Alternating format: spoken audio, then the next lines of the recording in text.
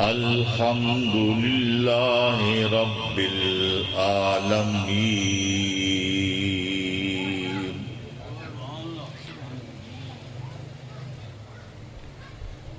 الحمد للہ رب العالمین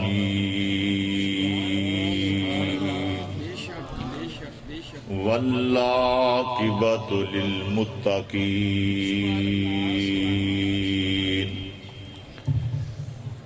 والصلاة والسلام على سید الانبیاء والمرسلین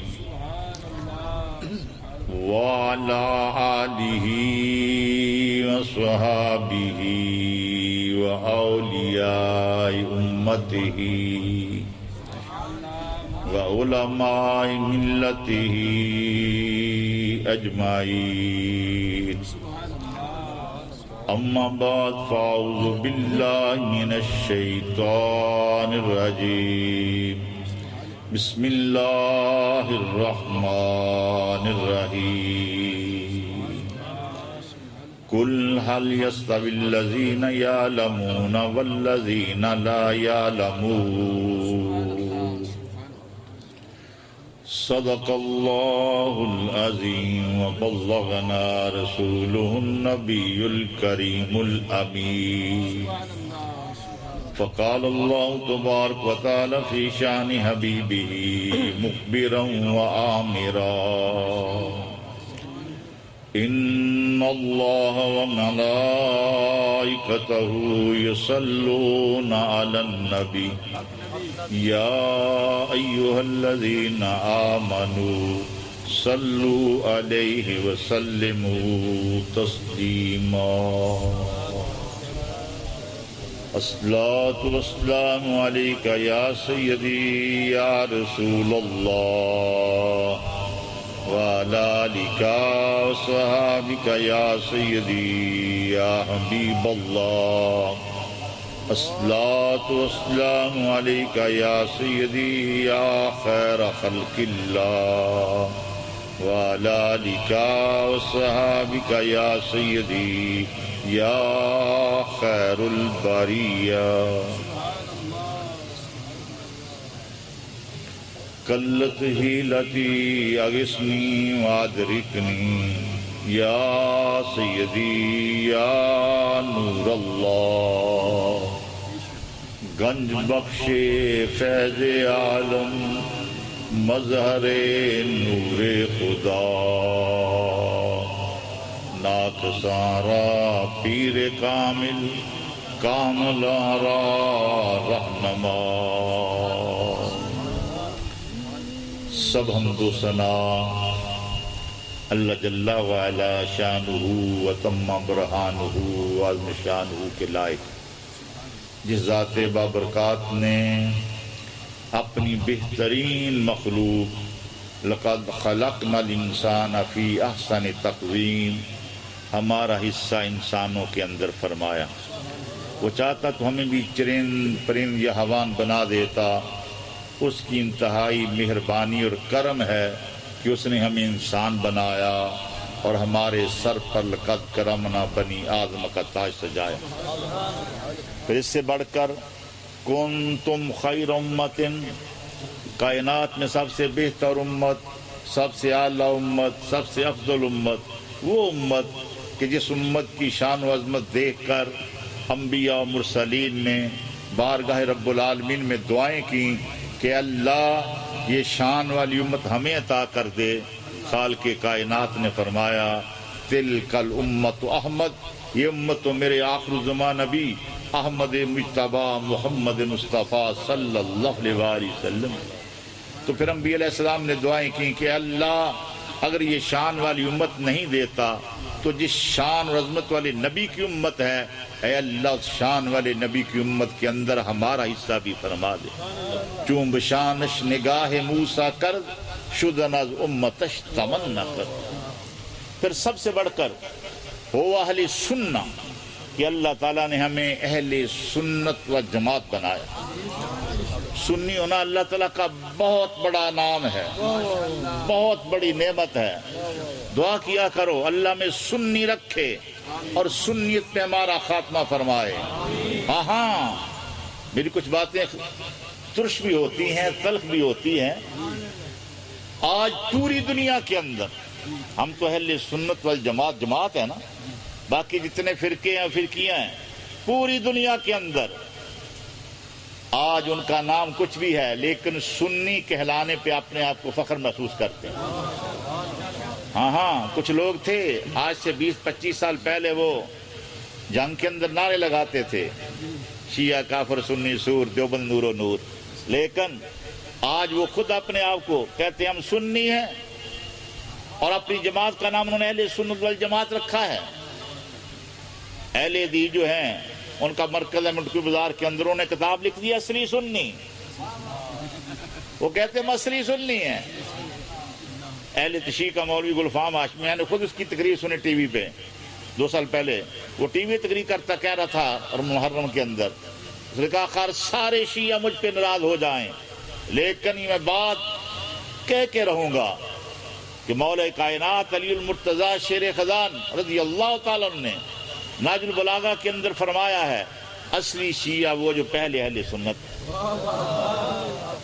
سعودی عرب والوں نے اتنی موٹی کتاب شائع کر دی ہے، شرح اصول اعتقاد اہل سنہ، میں وہ لے کر آیا ہوں پیچھے عمر وگے، اب اس کی چھوٹی تلخیص شائع کر کے اردو کے اندر، انگلش کے اندر، عربی کے اندر، مختلف زبانوں کے اندر وہاں فری دی جا رہی ہے مکہ مکرمہ میں حج عمرے والوں کو۔ ڈنڈورا یہ پیٹا جا رہا ہم سنی ہم سنی ہم سنی ہیں، کیا ہو گیا ان سب لوگوں کو؟ ان سب کو معلوم ہے کہ قیامت کے دن بعد سنیوں کی بلے۔ میں نہیں کہتا، حضرت سیدنا عبداللہ ابن مسعود رضی اللہ تعالی، پتہ یہ کون ہے؟ ہم تو شعر پڑھتے ہیں نا، سر پہ رکھنے کو مل جائے نالے پاک حضور تو پھر کہیں گے تاجدار ہم بھی ہیں۔ اور حضرت سیدنا عبداللہ ابن مسعود وہ ہیں کہ جن کا لقب ہے صاحب نالین، سرکار کے جوڑے ٹھانے والے، ہر وقت سرکار کے دامنے کر میں رہتے ہیں، میرے آقا جوڑے اتارتے ہیں تو حضرت عبداللہ ابن مسعود پکڑ کر کبھی سر پر رکھ لیتے ہیں، کبھی سینے پر رکھ لیتے ہیں۔ وہ حضرت سیدنا عبداللہ ابن مسعود فرماتے ہیں جب یہ آیت کریمہ نازل ہوئی یوم تبیض وجوہ و تسود وجوہ، کہ قیامت کے دن بعض لوگوں کے چہرے 14ویں رات کی طرح چمکتے ہوں گے اور بعض لوگوں کے چہرے سیاہ ہوں گے۔ حضرت عبداللہ ابن مسعود فرماتے ہیں میں سرکار کی بارگاہ ناز میں چلا گیا، عرض کی یا رسول اللہ یہ قرآن کی آیت کریمہ نازل ہوئی ہے کہ قیامت کے بعض لوگوں کے چہرے 14ویں رات کی طرح چمکتے ہوں گے اور بعض لوگوں کے چہرے سیاہ ہوں گے، تو جن لوگوں کے چہرے چمکتے ہوں گے وہ کون لوگ ہوں گے؟ مدینے والے آقا نے میں ہو وہ اہل سنت، وہ اہل سنت ہے۔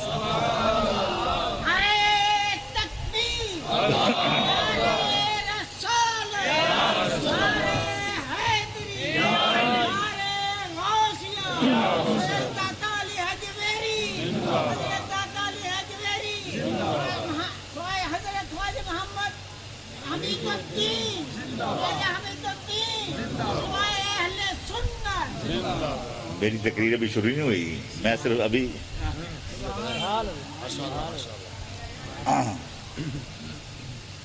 ہاں خدا کی قسم سنیو ناز کرو، اللہ تعالیٰ نے تمہاری بخشش کے لیے فرشتوں کی فوجیں تیار کی ہیں۔ کتاب کا نام ہے شرح اصول اعتقاد اہل سنہ، اور شہنشاہ بغداد سیدنا غوث اعظم کے امام حضرت امام احمد بن حنبل ان کے شہزادے ہیں عبداللہ بن حنبل، ان کی کتاب ہے کتاب السنہ، 4 جلدوں کے اندر، اتنی موٹی موٹی کتابیں ہیں وہ عربی کے اندر، اس کے اندر ہے حضرت امام محمد بن نصر سائق، یہ بہت بڑے امام ہوئے ہیں، پوری دنیا کے محدثین نے انہیں خراج تحسین پیش کیا ہے، ساری زندگی قرآن و حدیث پڑھاتے رہے، جب بوڑھے ہوئے تعلیم و تعلم کا سلسلہ ختم ہوا، اب سے جنازے پڑھتے تھے۔ ایک جنازے کے ساتھ گئے، جنازہ پڑھ لیا، میت کو قبر کے اندر اتار دیا، جب لوگ مٹی ڈالنے لگے تو حضور امام محمد بن نصر ساگ نے شور مچا دیا، لوگوں کیا کر رہے ہو؟ 2 آدمی تمہارے ساتھ قبر کے اندر اور بھی اترے تھے میت کو اتارنے کے لیے، وہ تو باہر نکلے نہیں، تم مٹی ڈال رہے ہو۔ لوگوں نے کہا بابا جی ہم نے دیکھے، فرمایا میں نے دیکھے، لوگوں نے قبر پر مٹی ڈال دی، قبر بنا دی، گھروں کو چلے گئے، تو حضرت امام محمد بن نصر سائے قبر کے پاس بیٹھ گئے، عرض کیا اللہ میں نے ساری زندگی تیرے قرآن کا درس دیا ہے، تیرے محبوب کی حدیث پڑھائی ہے، اے اللہ اس وقت تک میں اس قبر کے پاس سے نہیں اٹھوں گا جب تک یہ میرا مسئلہ حل نہ ہو کہ یہ قبر کے اندر جانے والے کون تھے۔ وہاں بیٹھ کر دوسری پڑھنا شروع کر دیا تو قبر کی دوسری سمت سے قبر پھٹے بغیر قبر سے ایک آدمی باہر نکلتا ہے اور آپ کی طرف دیکھے بغیر اس نے جانا شروع کر دیا۔ تو امام محمد بن نصر سائق نے کہا اللہ کے بندے تمہیں رب کعبہ کی قسم ہے ایک قدم آگے نہ اٹھانا، مجھے بتا کر جاؤ تم کون ہو۔ اس نے پوچھے دیکھا، کہا تم محمد بن نصر سائق ہو؟ کہا میں تو محمد بن نصر سائق ہوں۔ تم کون ہو جو قبر سے نکلے ہو؟ کہا نہیں جانتے؟ کہا نہیں۔ کہا اللہ تعالیٰ نے فرشتوں کی ایک فوج تیار کی ہے جن کی ڈیوٹی یہ ہے کہ جب کوئی سنی مسلمان فوت ہو جائے اس کی قبر میں اتر جانا ہے، نکیرین کے سوالوں کے جواب دلا کر، مدینے والے پیارے آقا کی پہچان کرا کر، جنتی لباس پہنا کر، جنتی بچھونا بچا کر، لٹا کر سلا کر تم نے باہر آنا۔ دعا کیا کرو اللہ میں سنی رکھے اور سنیت پہ ہمارا خاتمہ فرمائے۔ درود و سلام نبی مکرم شفیع معظم رحمت عالم نور مجسم صلی اللہ علیہ وسلم کی بارگاہ میں پیش کرنے کے بعد آج کی یہ خوبصورت بزم، اس کو نسبت ہے قدوۃ السالکین زبدۃ العارفین حضور سیدی داتا گنج بخش علی حجویری رضی اللہ تعالیٰ عنہ اور حضور امیر شریعت حضرت خواجہ حافظ محمد حمید الدین سیالوی رحمۃ اللہ علیہ، آپ کی نسبت بھی ہے۔ اور اس ماہ کے اندر بڑے اکابر علماء کرام اور اکابر بزرگان دین کے وصال ہیں جن کے اندر میرے اعلیٰ حضرت عظیم البرکت مجددین ملت شیخ الاسلام والمسلمین آسمان تحقیق کے نیر اعظم معنی قرآن میں ترجمان قرآن فن حدیث کے اندر حضرت یحییٰ بن سعید قطان اور مدان فقاہت میں وقت کے امام اعظم ابو حنیفہ نعمان اور نعت گوئی میں مظہر احسان حضرت مولانا امام محمد رضا خان علیہ رحمت وردوان، آپ کا اور سراپا کچھ اسی ماہ کے اندر ہوتا ہے۔ اور امام ربانی قندیل نورانی شہباز لامکانی حضرت سیدنا مجدد الثانی شیخ احمد سرہندی رضی اللہ تعالیٰ عنہ، ان کا سراپا کچھ بھی انہی ماہ کے اندر ہے۔ اور یہ ان جتنے بھی علماء کرام ہیں، جتنے بھی بزرگان دین جن کا میں نے نام لیا ہے، ان کا مشن صرف ایک ہے کہ قرآن کے نور کو ہم نے عام کرنا۔ یہ سارے علم والے تھے، تو قرآن نے کیا فرمایا؟ قُلْ هَلْ يَسْتَوِي الَّذِينَ يَعْلَمُونَ وَالَّذِينَ لَا يَعْلَمُونَ، محبوب اعلان کر دیجئے کہ علم والے اور بے علم برابر نہیں، جاننے والے اور نہ جاننے والے برابر نہیں۔ کیوں؟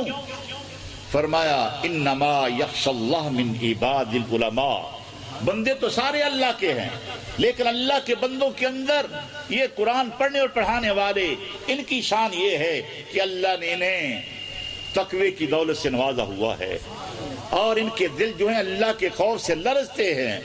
اور میرے اور آپ کے پیارے آقا نبی مکرم شفیع معظم رحمت عالم نور مجسم صلی اللہ علیہ وسلم اکثر دعا کیا کرتے تھے، اللہم انی اسألک الہدی والتقی والعفاف والغنی، اکثر دعا کرتے تھے۔ میرے آقا تو ہدایت کے منبع ہیں، میرے آقا تو ہر چیز کے منبع ہیں، اور یہ صرف دعا جو ہے ہماری تعلیم کے لیے تھی کہ دعا کیا کرو، اللہم انی اسألک الہدی والتقی والعفاف والغنی، اے اللہ ہمیں صراط مستقیم پہ رکھنا، اے اللہ ہمارے دل کو اپنے خوف کی دولت سے مالا مال رکھنا، اے اللہ ہمارے گناہوں کو معاف کرنا، اے اللہ دنیا کی دولت سے بھی مالا مال رکھنا۔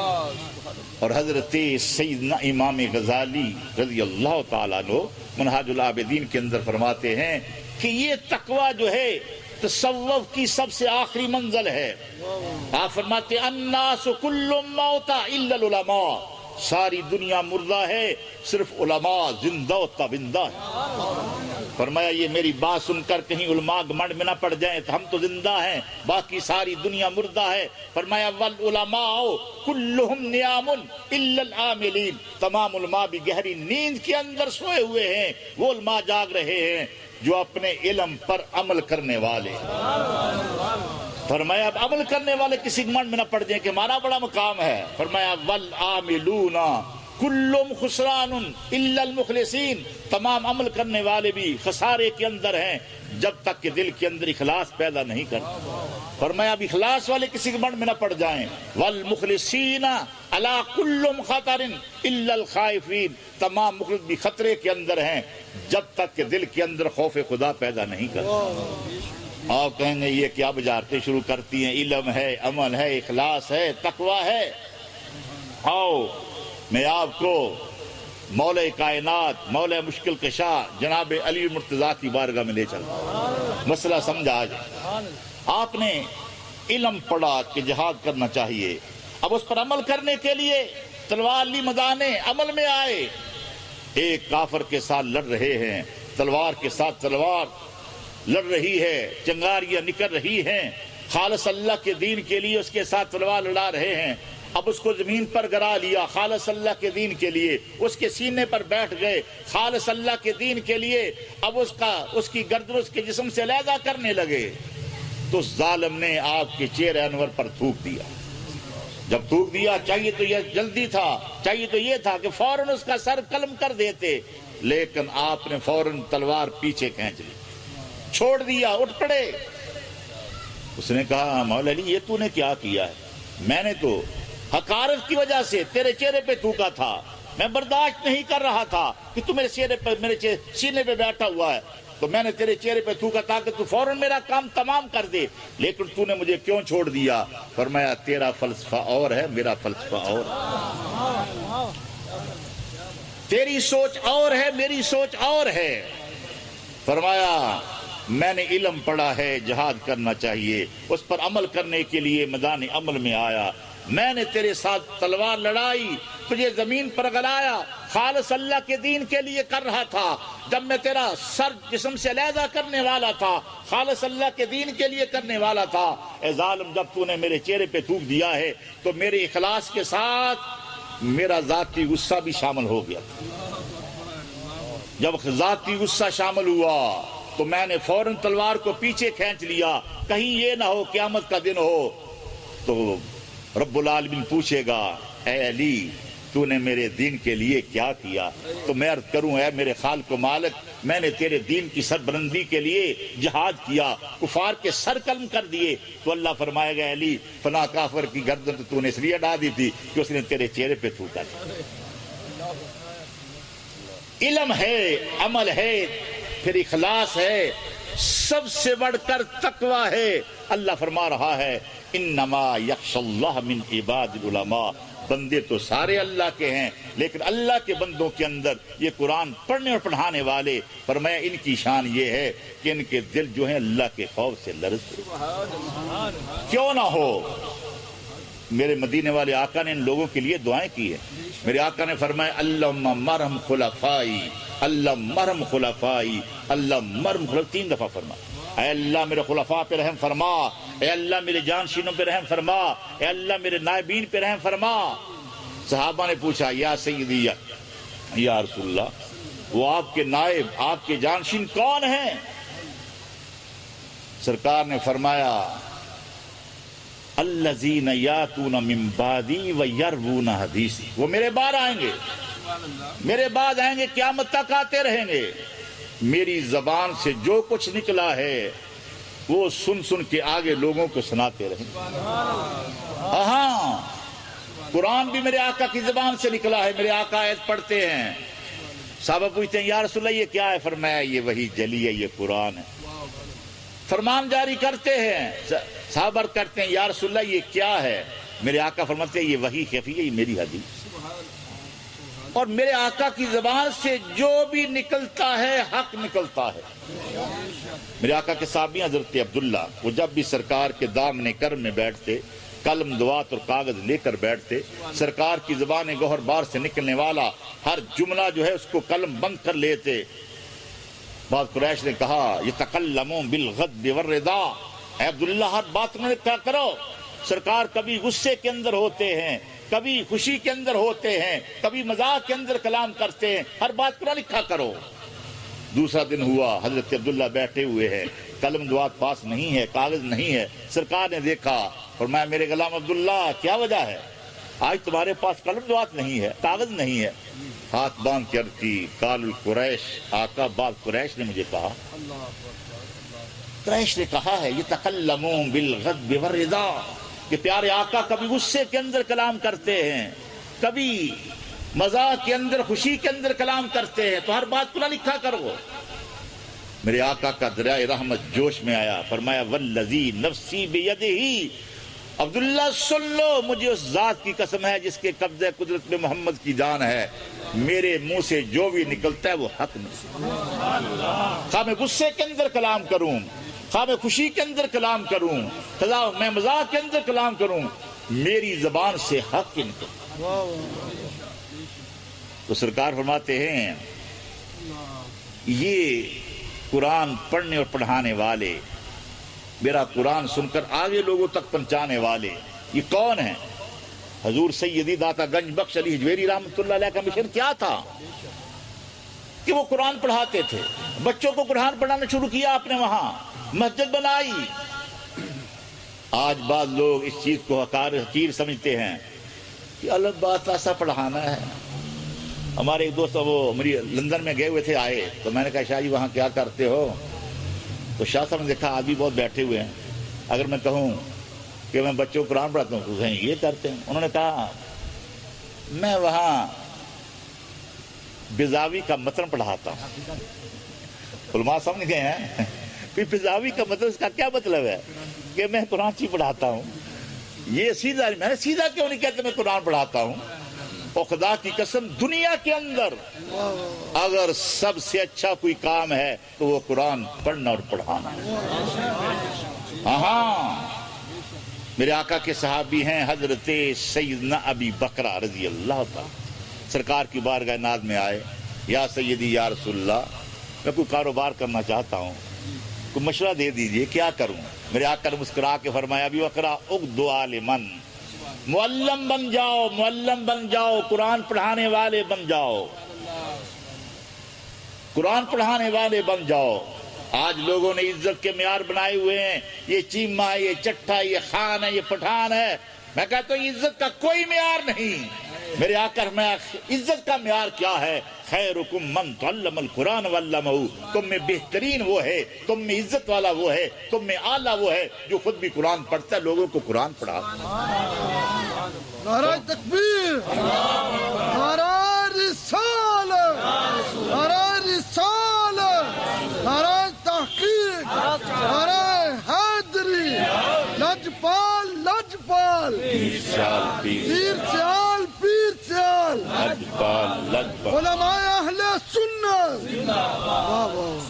قرآن فرمایا ابی بکرہ قرآن پڑھانے والے بن جاؤ۔ ہاتھ باندھ کر کیا آقا اگر میں ایسا نہ کر سکوں، فرمایا ابی بکرہ او متعلمن، اگر تم پڑھانے والے نہیں بن سکتے تو یہ جو پڑھانے والے ہیں ان کے سامنے زانوے تلمس طے کرنے والے بن جاؤ، تھوڑا سا وقت نکال کر ان سے پڑھنا شروع کر دو۔ عرض کیا آقا اگر ایسا بھی نہ کر سکوں، فرمایا او مستمعن، اے ابی بکرہ یہ قرآن و حدیث جو پڑھنے اور پڑھانے والے ہیں تھوڑا سا وقت نکال کر ان کے پاس بیٹھ کر ان کی میٹھی میٹھی باتیں سننے والے بن جاؤ۔ عرض کیا آقا اگر ایسا بھی نہ کر سکوں، فرمایا اے ابی بکرہ نہ تم قرآن پڑھانے والے بنتے ہو، نہ پڑھنے والے بنتے ہو، نہ ان کی میٹھی میٹھی باتیں سننے والے بنتے ہو۔ فرمایا ابی بکرہ اب کیا ہے او محبن، اب ان کے ساتھ پیار کرنے والے بن جاؤ، ان کے ساتھ محبت کرنے والے بن جاؤ، ان کے ساتھ عقیدت رکھنے والے بن جاؤ۔ لم یکر الخامسہ، پانچویں نہ بننا، ان کے خلاف زبانیں تان دراز کرنے والے نہ بننا۔ اگر تو ان کے خلاف زبانیں تان دراز کرے گا تیرے لیے ہلاکت ہے، تیرے لیے موت۔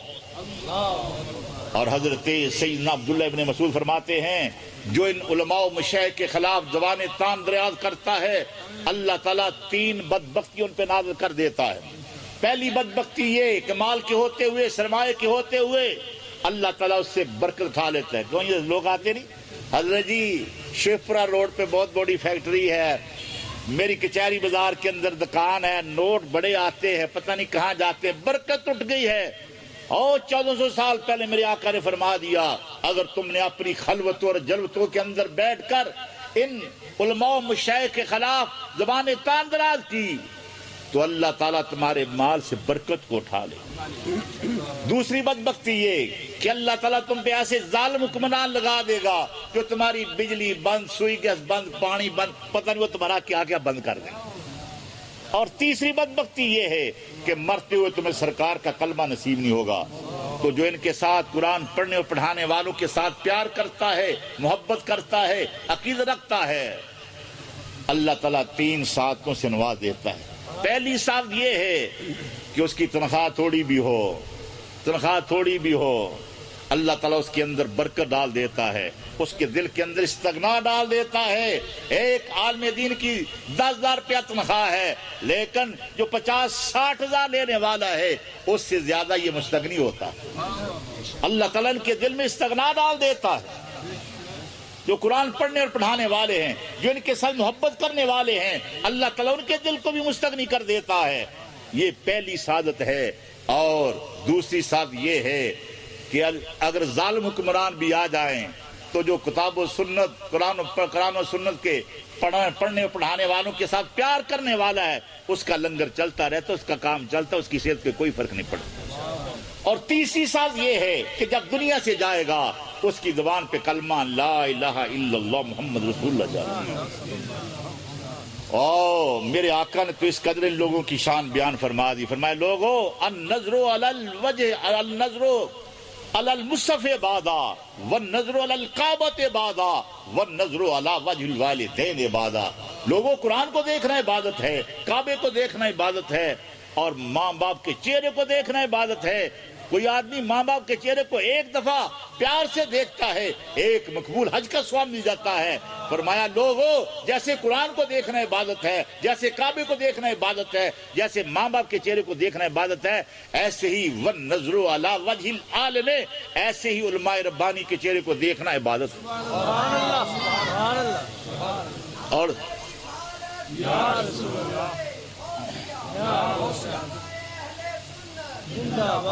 آگے سرکار نے کیا فرمایا؟ من صافح عالما فکأنما صافنی، جس نے کسی عالم ربانی کے ساتھ مصافحہ کیا، سرکار فرماتے ہیں تم نے اس دین کے خادم کے ساتھ مصافحہ نہیں کیا، تم نے میں محمد کے ساتھ مصافحہ کیا۔ فرمایا من زار عالما فکأنما زارنی، جس نے کسی عالم ربانی کو دیکھا، فرمایا اس نے اس دین کے خادم کو نہیں دیکھا، اس نے میں محمد کو دیکھا ہے۔ اور ایک حدیث کے اندر یہ لفظ میں نے پڑھے ہیں، من استقبل عالما فکأنما استقبلنی، جس نے کسی عالم ربانی کا استقبال کیا اس نے میں محمد کا استقبال کیا۔ تم گھر بیٹھے ہو، دکان پہ بیٹھے ہو، قاری صاحب آئے، حافظ صاحب آئے، تم اٹھ کر کھڑے ہو گئے، میرے استاد آ گئے، ہمارے حافظ صاحب آ گئے۔ مدینے والے آقا فرماتے ہیں تم نے اس دین کے خادم کا استقبال نہیں کیا، تم نے میں محمد کا استقبال کیا۔ من جالس عالما فکأنما جالسنی، اور جو چند گھڑیاں کسی قرآن پڑھنے اور پڑھانے والے کے پاس بیٹھا، سرکار فرماتے ہیں تم اس دین کے خادم کے پاس نہیں بیٹھے، تم میرے پاس بیٹھے۔ اور فرمایا جو میرے پاس بیٹھا ہے دنیا کے اندر، قبر و حشر کے اندر میرے ساتھ ہی ہوگا۔ ہاں یہ بھی بات یاد رکھنا، یہ جو میں شان بیان کر رہا ہوں صرف اور صرف سنی علماء کی ہے۔ قرآن پڑھنا ہو، قرآن سننا ہو، تقریر سنی ہو، سنیوں کی سنو۔ میں نہیں کہتا اٹھاؤ کتاب و سننا، اٹھاؤ شرح اصول اعتقاد اہل سننا۔ حضرت امام محمد بن سورین، پتہ یہ کون ہے؟ سید التابعین، خیر التابعین، صحابہ کے بعد جو دور ہے تابعین کا، ان کے اندر سب سے زیادہ مقام ہے ان کا۔ اور یہ حضرت سیدنا انس بن مالک کے شاگرد ہیں۔ انس بن مالک کون ہے؟ جب میرے اور پیارے آپ کے آقا نبی مکرم شفیع معظم رحمت عالم نور مجسم صلی اللہ علیہ وآلہ وسلم مدینہ طیبہ میں گئے نا، تو انس کی والدہ انس کو لے کر آئی، بچے تھے، یا رسول اللہ گھر میں ازواج مطہرات نے بازار سے سودا پھل منگانا ہوگا تو کسی خادم کی ضرورت ہوگی، یہ میرا بچہ اس گھر میں رکھ لو، یہ ہر وقت تمہارے پاس رہے گا، اور خدمت پر مامور ہے. 10 سال تک حضرت سیدنا انس بن مالک سرکار سے ڈائریکٹ انوار و تجلیات علم حاصل کرتے رہے. ان کے شاگرد ہیں امام محمد بن نصیرین. ایسے بیٹھے ہوئے تھے, مریض شاگرد بھی بیٹھے ہوئے تھے. ایک بار سے لڑکا آیا, اس نے کہا میں بڑا قاری ہوں, قرآن سن لو. فرمایا نہیں سنوں گا. اس نے کہا میں پڑھوں گا. فرمایا اگر تو پڑھے گا تو میں یہاں اٹھ کر چلا جاؤں گا. الغرض وہ چلا گیا. شاگرد بیٹھے ہوئے تھے, مریض بیٹھے ہوئے تھے. مریض بھی بات ایسی ہوتے ہیں نا بات, اور جی اگر سن لیتے قرآن تو کیا تھا. اس نے کون سا ترجمہ کرنا تھا. فرمایا ضرور سنتا, ضرور سنتا. اگر یہ سنی ہوتا اس کا سنتا, یہ سنی نہیں تھا اس لیے میں نے اس کا قرآن نہیں سنا.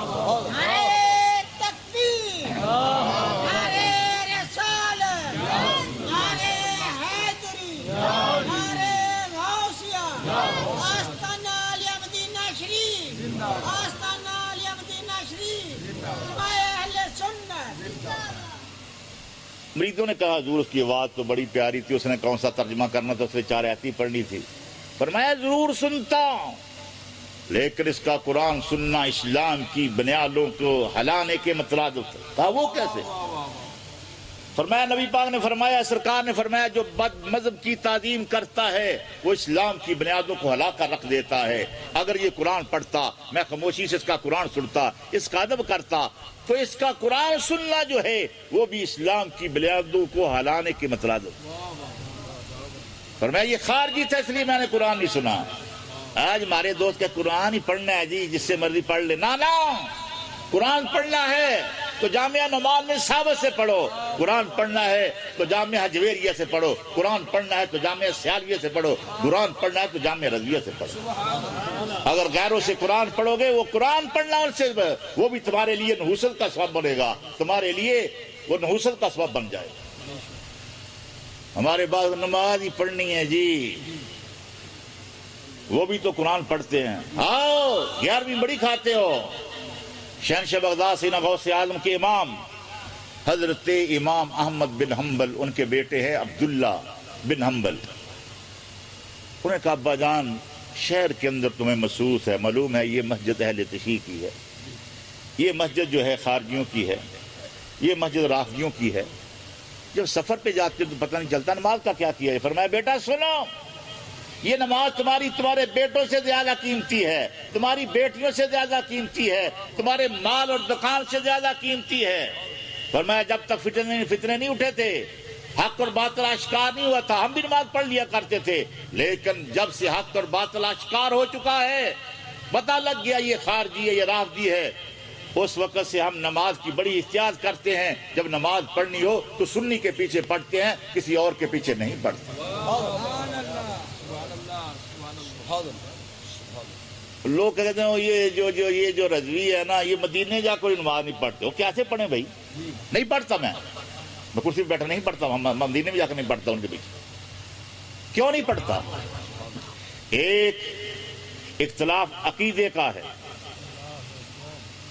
وہ سرکار کے بارے میں کہتے ہیں سرکار مر کر مٹی ہو جائے. دوسرا فقہ کا اختلاف ہے. ہمارے ہاں مسواک کرنا جو ہے یہ وضو سے پہلے ہے. آپ نے ٹی وی کے اندر دیکھا, اسے جماعت کھڑی ہوتی ہے اور مسواک کر رہے ہوتے ہیں. اب اس نے مسواک کی اگر خون نکلا اس کا وضو ٹوٹ جائے گا. اور سنیے, اگر حواس خارج ہو جائے آواز کے ساتھ یا بغیر آواز کے, کیا وضو ٹوٹتا ہے یا نہیں ٹوٹتا؟ مکے کا امام, کعبے کا امام زور زور سے پڑھا کرتا جا کر نماز پڑھا دیتے.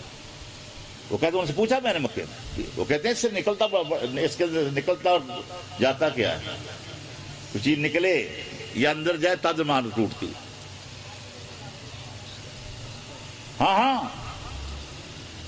وہ کہتے ہیں سونے کے ساتھ نماز. وہاں متوع سوا ہوا تھا, میں نے اسے اٹھایا کہ جاؤ وضو کر کے آؤ. وہ میرے گلے پڑے, کہنا انت انا عربی انت اجمی, میں عربی تو اجمی ہے, تمہیں کیا پتا دین کیا ہے. ساتھ سے حدیث پڑھی کہ نبی پاک سوتے تھے, پھر اٹھتے جڑ کر نماز پڑھ لیتے تھے, وضو نہیں کرتے تھے.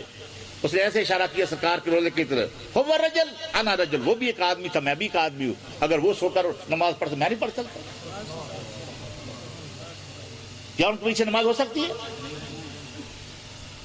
لوگ کہتے ہیں یہ کوئی لڑائی کی بام نہیں ہے، معاملہ ہے عظمت مصطفیٰ کا۔ اور پھر میرے پاس کتاب ہے ان کی چھپی، یہ کتاب شائع کی انہوں نے، شرح اصولیت قاضی اہل سنہ کی تلخیص چھوٹی شائع کی ہے، کسی نے دیکھنا میرے پاس آ کے صبح دیکھ لینا۔ وہ جہاں آتا ہے نا وہ پانی کے بارے میں اور پاک اور اس نے لکھا ہے، علماء اکرام سمجھ جائیں گے۔ مزید لکھا اس نے، کہا نجس، بیوی کے پاس جانا جو پانی ہوتا ہے، اس نے لکھا نجس، اگلا ودی پیشاب سے آگے پہلے جو قطرے آتے اس نے لکھا نجس، اگلے تھا منی کہتا طاہر۔ میں دھا سکتا ہوں، لاکھوں کی تعداد میں یہ کتاب انہوں نے چھوٹی شائع کی ہے، حج عمرے والوں کو فری دے رہے ہیں۔ وہ کہتے ہیں کسی آدمی کے رات کو کپڑے خراب ہو گئے، وہ غسل کر لے، کپڑوں کو دھونے کی ضرورت نہیں ہے۔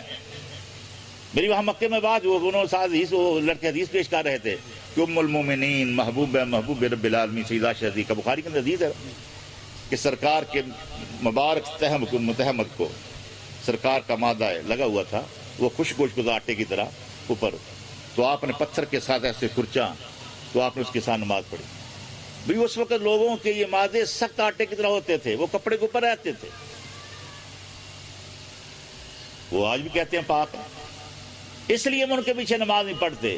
ایک تو عقیدے کا اختلاف ہے اور دوسرا اختلاف ہے فقہ کا، کہ وہ کہتے ہیں سو کر سارا صبح وضو کر لیا، پخانہ پیشاب نہیں کیا، دن میں 100 دفعہ سو لو، کہتے ہیں وضو نہیں ٹوٹتا۔ ہاں میں بہت دور چلا گیا تو میں عرض کر رہا تھا کہ یہ جو میں شان بیان کی علماء کی، یہ شان ہے صرف سنی علماء کی، سنی علماء کی،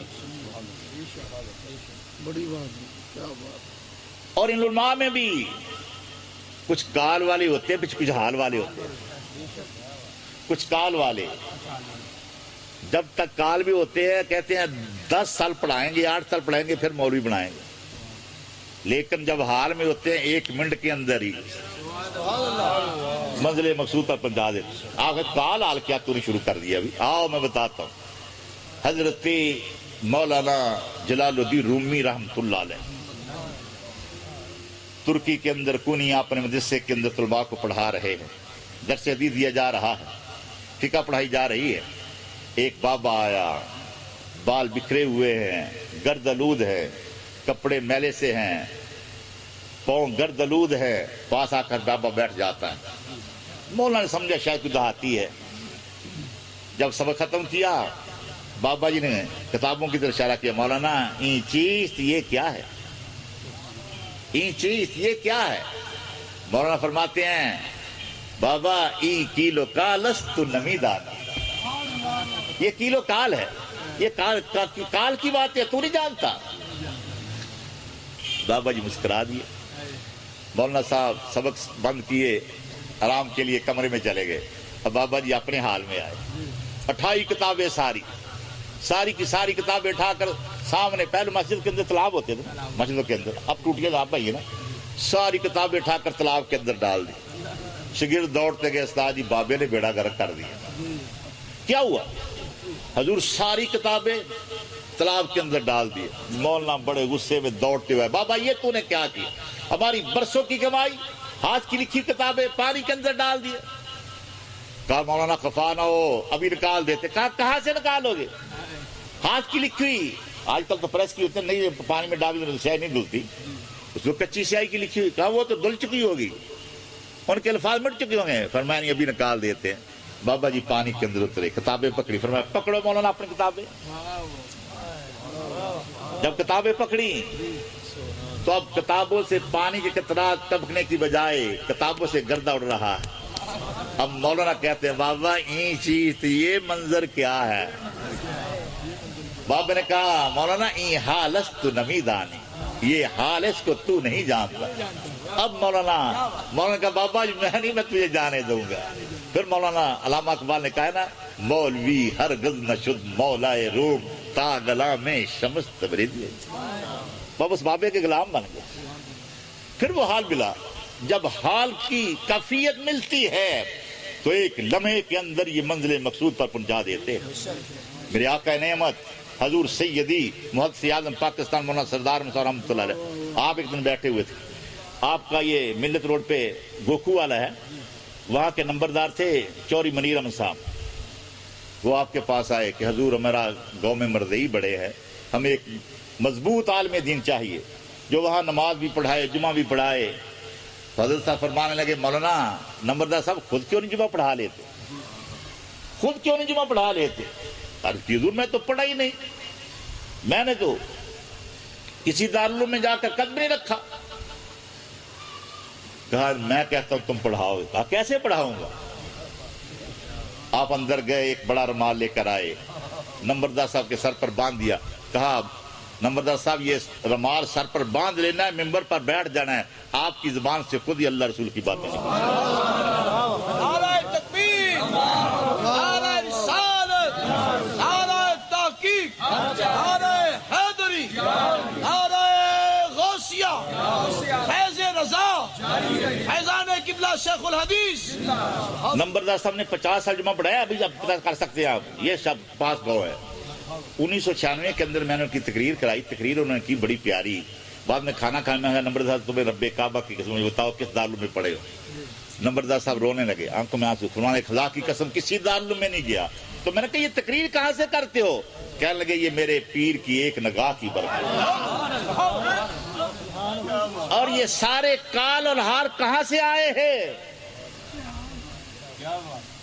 یہ کال اور ہار کے علم کہاں سے ملے ہیں؟ یہ سارے علم مدینے کے میرے آقا کے دامن کرم سے حاصل ہوئے۔ ہاں میرے آقا نے، یہ آدمی سفیر بن کر عراق میں جا رہا ہے، یہ ایران میں جا رہا ہے، یہ شام میں جا رہا ہے، یہ فلاں بولی کچھ نہیں آتی، وہ عربی ہے، وہاں کی بولی ہے۔ میرے آقا ہر ایک کو سینے سے لگاتے ہیں اور سینے پہ ہاتھ پھیرتے ہیں، اب اس کو ساری بولی آ رہی ہے۔ خاک ان لوگوں کے منہ میں جو بکواس کرتے ہیں، وہ کہتے ہیں خواب کے اندر دیکھا سرکار اردو کے اندر کلام کر رہے تھے، تو ہم نے پوچھا یا رسول اللہ آپ تو عربی ہیں، آپ کو یہ اردو کہاں سے آ گیا؟ فرمایا جب سے دیوبند میں آنا شروع ہوا ہے ورنہ سے اردو آ گیا ہے۔ نانا او خدا کی قسم میرے آقا تو کائنات کے جانوروں کی بولیاں جانتے ہیں۔ میرے آقا جا رہے ہیں، ایک چڑیا نے آ کر اوپر بڑھانا شروع کر دیا، سرکار پوچھا صحابہ یہ چڑیا آپ کی شکایت لگا رہی ہے، اس کے بچے کس نے لیے؟ ایک صاحب نے کہا یا رسول اللہ میں نے یہاں آستین کے اندر چھپائے، فرمایا بچے اس کے گوشت کے اندر رکھ کر آؤ۔ وہ صحابی رکھ آیا، چڑیا دوبارہ آئی، پھر چکر کاٹ رہی ہے، یا رسول اللہ اب یہ کیا کہہ رہے؟ فرمایا پہلے تمہاری شکایت لگا رہی تھی، اب میرا شکریہ ادا کر رہی ہے،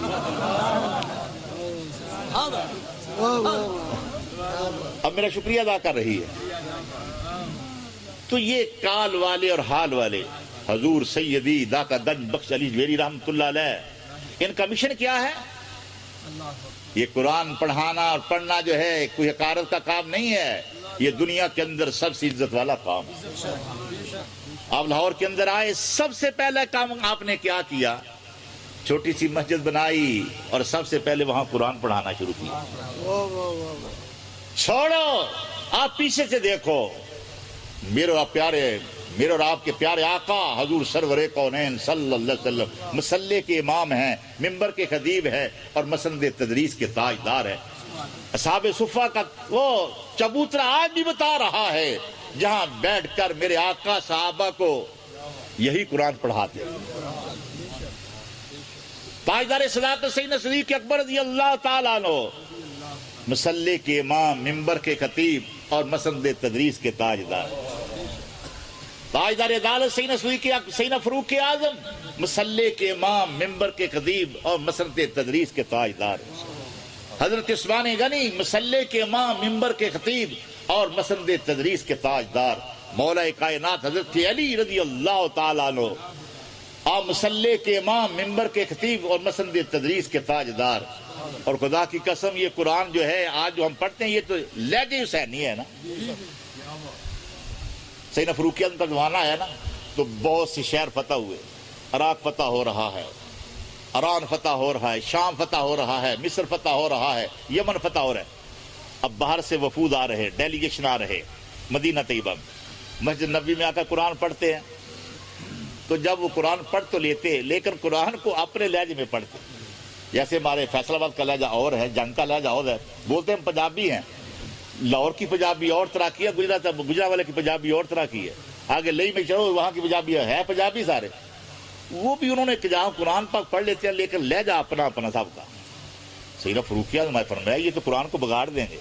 اور میں صحابہ کو بلاؤ فوراً، کہا یہ باہر سے لوگ آتے ہیں اور یہ قرآن پڑھتے ہیں تو ہر کوئی آدمی قرآن کو اپنے اپنے لہجے میں پڑھ رہا ہے، لہجہ ایک ہونا چاہیے. کون ہے جو ان کو ایک لہجہ سکھائے؟ سب صحابہ نے کہا مدینے کے اندر حسین سے زیادہ حسین قرآن پڑھنے والا کوئی نہیں. آقا حسین سے بڑھ کر کوئی قرآن پڑھنے والا پڑھانے والا نہیں ہے. اب حضرت سیدنا امام حسین رضی اللہ تعالیٰ عنہ کی ڈیوٹی لگی کہ جو باہر سے وفود آتے ہیں ان کو قرآن سکھاؤ، ان کو مشق کراؤ، ان کو لہجہ سکھاؤ. آج پوری دنیا پہ جو قرآن پڑھا جاتا ہے یہ لہجہ حسینی.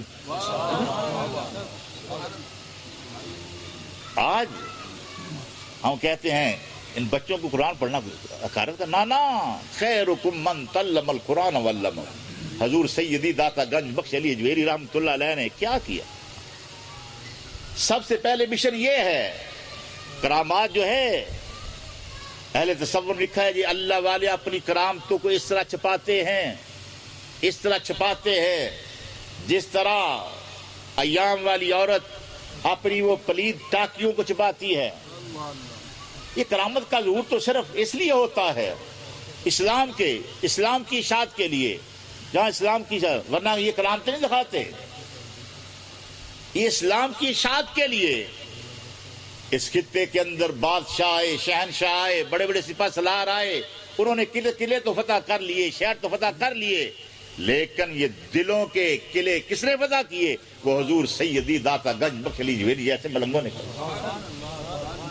دلوں کو فتح کر کے وہاں پہ پیارے مصطفیٰ علیہ السلام کی محبت کے چراغ جلا دیے.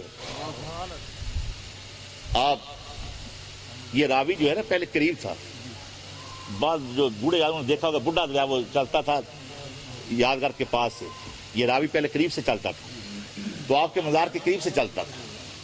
آپ صبح صبح سیر کے لیے دریائے راوی پہ جاتے تھے تو راوی کے کنارے پہ یہاں ایک بندر تھا، تو وہاں ایک ہندو عورت نئی نویلی دلہن لڈوؤں کا تھال لے کر آئی اور وہ بت کے منہ کو لگا رہی ہے. آپ دیر آپ مسکرائے، فرمایا ظالم تو یہ لڈو کھلا رہی، کھاتا کیوں نہیں؟ کھا لے. اس بت نے لڈو کھا لیا، لڑکی نے دوسرا دیا، اس نے دوسرا کھا لیا، تیسرا دیا، وہ سارے کھا گئی. اب پوری پرات خالی لے کر گھر گئی، گھر والوں کا لڈو کہاں پر ہے؟ اس نے کہا بت نے کھا لیے. اس نے کہا کہ بت نے لڈو کھائے؟ اس نے کھائے، کل کو پھر کھائے گا. اب پورے لاہور کے اندر مشہور ہو گیا کہ فلاں منظر کا بت جو ہے وہ لڈو کھاتا ہے. دوسری صبح ہوئی، انہوں نے لڑکی کو تھال دیا لڈوؤں کا کہ چل کھلا کر دکھا بت کیسے کھاتا ہے.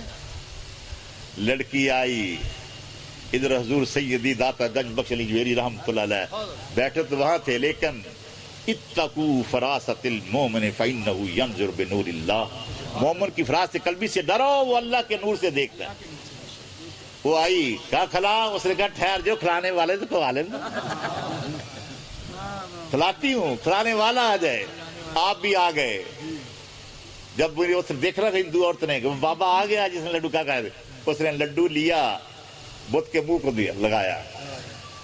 کہا ظالم کل کھائے تھے آج کیوں نہیں کھاتا؟ حضور سیدی داتا گنج میں جب کہا تو بت نے پھر لڈو کھانے شروع کر دی، پورا تھال کھا گیا. تو آپ کی اس ایک کرامت کے ساتھ ہی ہزاروں ہندو جو ہے وہ کلمہ پڑھ کر مسلمان ہو گئے. ہزاروں ہندو. لاہور کا گورنر جوگی تھا، جادوگر تھا، پھر راجپوت تھا. کوئی راجپوت ہو تو غصہ نہ کرنا. تو ایک راجپوت کہنے لگا آدم علیہ السلام رانا تھا بھائی. دوسرا کہتا نہیں جس نے سجدہ نہیں کیا تھا وہ رانا تھا. کیونکہ راجپوتوں کی اکڑ زیادہ ہوتی ہے نا. وہ کہنا نہیں جس نے سجدہ نہیں کیا وہ رانا تھا. تو وہ جو ہے وہ رانا بھی تھا، پھر گورنر بھی تھا. وہ دادا صاحب کے مقابلے پہ آیا. تو میں نے کہا نا کہ میں یعنی مزاحن کہا ہے، یعنی کہ کوئی ایسی بات نہیں ہے. تو وہ رانا بھی تھا، پھر گورنر لاہور کا داس صاحب کے مقابلے پہ گیا، میرے ساتھ مقابلہ کرو. فرمایا اللہ کے بندے، ہم مقابلہ کرنے کے لیے نہیں آئے، ہم تو پیارے مصطفیٰ علیہ السلام کی محبت کے پھریرے دکھانے کے لیے، پیارے مصطفیٰ علیہ السلام کے دین کے ڈنکے بجانے کے لیے آئے. اس نے کوئی چند منتر پڑھے، ہوا کے رولنا شروع کر دیا.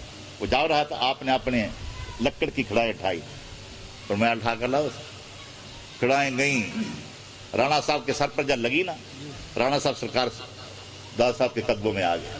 ایسے آئے، جاؤ دیکھ لو آج بھی قدموں میں لیٹے ہوئے. دادا صاحب کی لاز نہیں ہے،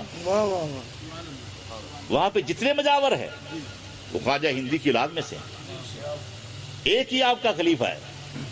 تو حضور سیدی داتا گنج بخش علی جوہری رحمۃ اللہ علیہ کا مشن کیا تھا؟ علم کو پھیلانا، قرآن کے نور کو پھیلانا. اور نہیں میں تو بس 2 گھنٹے تو میں بیان کرتا رہا. اچھا، باتیں بہت ہو گئی. ایک روحانی نسخہ آپ کو بتا دیتا ہوں. حکماء کے پاس جاؤ نا تو وہاں سے طبی نسخے ملتے ہیں، اللہ والوں کے پاس جاؤ تو وہاں سے روحانی نسخے ملتے ہیں. میرے آقا نے فرمایا اذا مررتم بریاض الجنہ فرتعوا، ایمان والو جب تم جنت کے باغوں کے اندر جاؤ نا تو وہاں سے کچھ پھل فروٹ کھا لیا کرو، تو کیلے مالٹے کھا لیا کرو. صحابہ نے کہ یا رسول اللہ وہ جنت کے باغ کہاں پر ہیں؟ یہ میری بات کو سمجھنا اچھے طریقے سے. سرکار نے فرمایا تمہاری مساجد جنت کے باغات، تمہارے علماء کی مجلسیں جنت کے باغات ہیں. لیکن یہ بات ذہن نشین رہے، ہر مسجد جنت کا باغ نہیں ہے. ہر مسجد بنانے کو تو مدینہ طیبہ میں کچھ لوگ آئے، سرکار کے دستے نور پہ ہاتھ رکھ کر انہوں نے کلمہ بھی پتہ نہیں کیسا کلمہ پڑھا. پھر مدینہ طیبہ میں ایک محلے میں جا کر مسجد بنائی. پھر سرکار کی بارگاہ میں آئے، یا سیدی یا رسول اللہ ہماری مسجد کے اندر ایک نماز پڑھا دیجیے، ہماری مسجد برکت والی ہو جائے. سرکار فرمایا میں غزوہ تبوک کے لیے جا رہا ہوں، جب واپس آؤں گا تو تمہاری مسجد کے اندر نماز پڑھا دوں. سرکار واپس آئے، مدینہ طیبہ سے 2 منزل پہلے جبریل علیہ السلام سرکار کی بارگاہ میں آئے. سلام نے عرض کی، اللہ کا سلام بچایا، عرض کی اللہ کے پیارے محبوب عرش والا رب فرما رہا ہے ان کی مسجد کے اندر نہ نماز پڑھنا نہ نماز پڑھانا،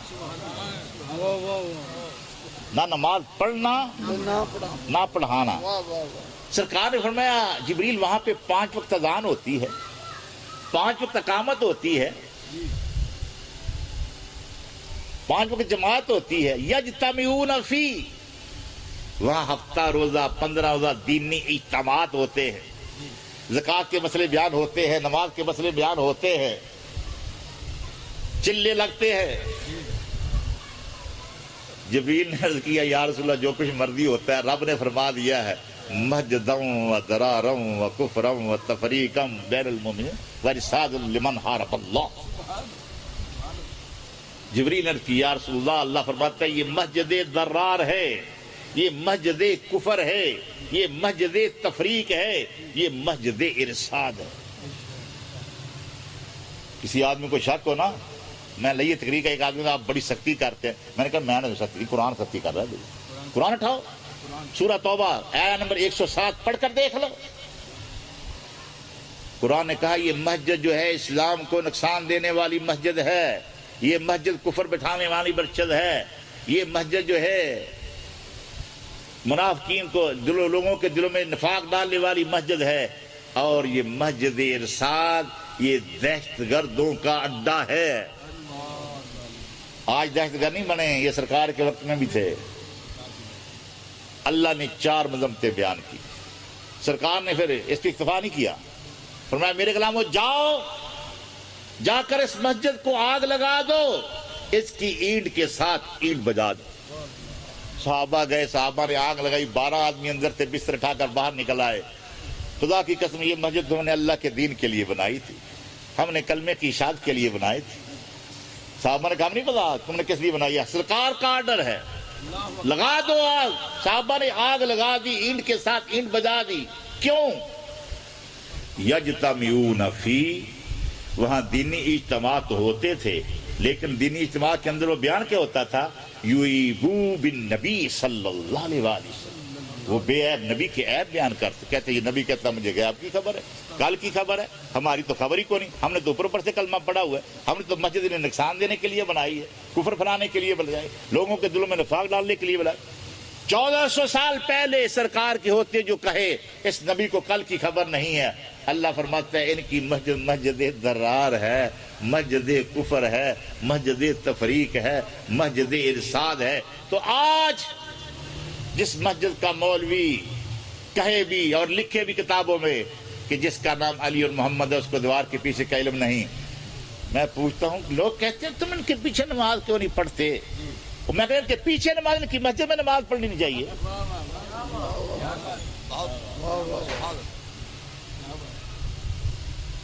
دوسری سرکار فرمایا تمہاری مساجد, وہ کون سی مساجد جنت کے باغ ہے؟ وہ اہل سنت کی مساجد جنت کے باغات ہیں, جہاں پہ اللہ کی توحید کا درس بھی دیا جاتا ہے, اور مدینے والے پیارے آقا کی عظمت کے ڈنکے بھی بجائے جاتے ہیں, اور محبوبہ نے خدا کا تذکرہ بھی کیا جاتا ہے. اور وہ علماء جو توحید کے مسئلے بڑے بیان کرتے ہیں, زکوٰۃ کے مسئلے بڑے, حج کے مسئلے بڑے, لیکن جب باری آتی ہے عظمت مصطفیٰ کی, جب باری آتی ہے میلاد مصطفیٰ کی, جب باری آتی ہے معراج مصطفیٰ کی, تو پھر انہیں سام سونگ جاتا ہے.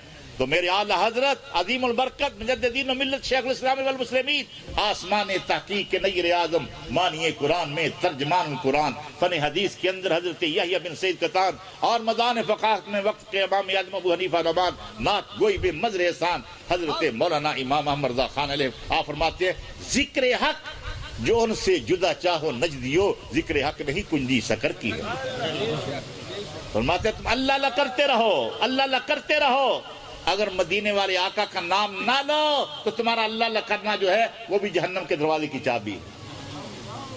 ہم دشک والے ہیں نا, میرے امام سے کسی نے کہا حضور آپ نے نعتیں بڑی لکھی ہے, ایک اللہ کی حمد بھی لکھ دو. فرمایا لکھتا ہوں. تو آپ کیا فرماتے ہیں؟ وہی رب ہے جس نے تجھ کو, اے مدینے کے تاجدار, وہی رب ہے جس نے تجھ کو ہم تن کرم بنایا, ہمیں بھیک مانگنے کے لیے تیرا آستاں بتایا, تجھے حمد ہے خدایا, تجھے حمد ہے خدایا. حمد بھی بیان کی ہے, تو حمد کے اندر بھی عظمت مصطفیٰ کے ڈنک کے بجائے. اے نسخہ یاد رکھنا, صحابہ نے قیاس میں معلوم ہو گیا کہ کون سے علماء جن کی تقریر سننا, جن کی محفل میں جانا, جنت کے باغ میں جانا ہے. کون کی مساجد ہے؟ جنت کے باغات ہے. صحابہ کے یاد میں معلوم ہو گیا جو مسجد جنت کے باغ ہیں, اور جو علماء جن کی محفل, وہ پھل فروٹ کیا ہے؟ فرمایا جب ان محفلوں میں جاؤ نا تو خاموشی سے نہ بیٹھے رہو, بلند آواز سے سبحان اللہ سبحان اللہ الحمدللہ الحمدللہ کہتے رہو. تو یہ تمہارا تکبیر و تحلیل کرنا جو ہے یہ جنت کے پھل کھانے کے مترادف ہوگا. تو دعا اللہ تعالی ہمیں ان امت کے بڑے بڑے شیخان جو ہیں, خدا کی قسم یہ لوگ جو ہیں بڑے کریم ہوتے ہیں, بڑے قریب ہوتے ہیں. حضور شیخ الاسلام رضی اللہ تعالیٰ عنہ, میں ان کی بھی زیارت کی ہے. یہاں شیخ الاسلام کانفرنس وہاں میں تقریر بھی ہوتی رہی ہے. حضور پیر صاحب تشریف لائے, خواجہ امید الدین سیالوی رحمۃ اللہ علیہ. تو یہاں بٹی صاحب ہوتے ہیں, ان کے گھر میں آپ گئے, میرے ساتھ سارے علماء کرام تھے.